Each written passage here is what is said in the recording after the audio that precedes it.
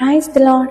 పరిశుద్ధ గ్రంథం నుంచి ఫిలిప్పు 4:13. నన్ను బలపరచువాని అందే నేను సమస్తం చేయగలను.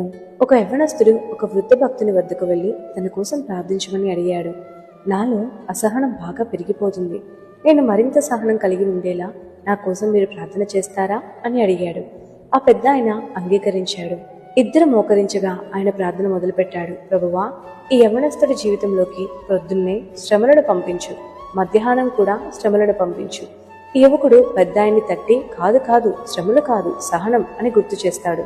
అయితే ఆ పెద్దాయన ఇలా చెప్తాడు, శ్రమలోనే సహనం అలవడుతుంది. సహనం అంటే ఏమిటో నీకు తెలియాలంటే నీకు శ్రమలు కావాలి. నీకు విజయం ఏమిటో తెలియాలంటే పోరాటం ఉండాలి. జీవితంలో ఒక్కసారి కూడా పోరాటం అంటే ఏమిటో తెలియకుండా విజయం పొందుకోవడం హాస్యాస్పదమే కదా. నీవు యేసుక్రీస్తుతో పాటు రంగంలో నిలబడేందుకు సిద్ధంగా ఉండాలి. అప్పుడే ఆయన నీకు ప్రతిరోజు పాఠం నేర్పిస్తాడు. అయితే నీవు వెల చెల్లించడానికి మాత్రం పూర్తిగా సిద్ధపడి ఉండాలి సుమా. జీవితంలో సాధారణ పరిస్థితులలో సహా వెల చెల్లించకుండా ఎవరూ విజయాన్ని అనుభవించలేరు. సిలువ వేయబడ్డ వ్యక్తి సిలువ వేయబడిన ప్రభుతో సహవాసం చేయగలడు. యేసు ప్రభువు ఈ అద్భుతమైన విజయంలో ప్రవేశించింది కల్వరి మార్గం మీదుగానే. సిలువ మీదుగానే నీవు నేను కూడా ఆ విజయాన్ని అనుభవించగలం. నీకు సహనం కావాలంటే శ్రమలే శరణం, విజయం కావాలంటే పోరాటమే మార్గం.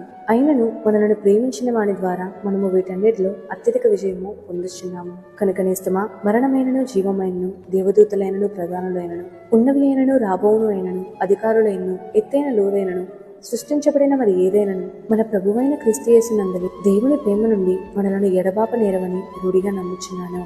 ఆమేన్.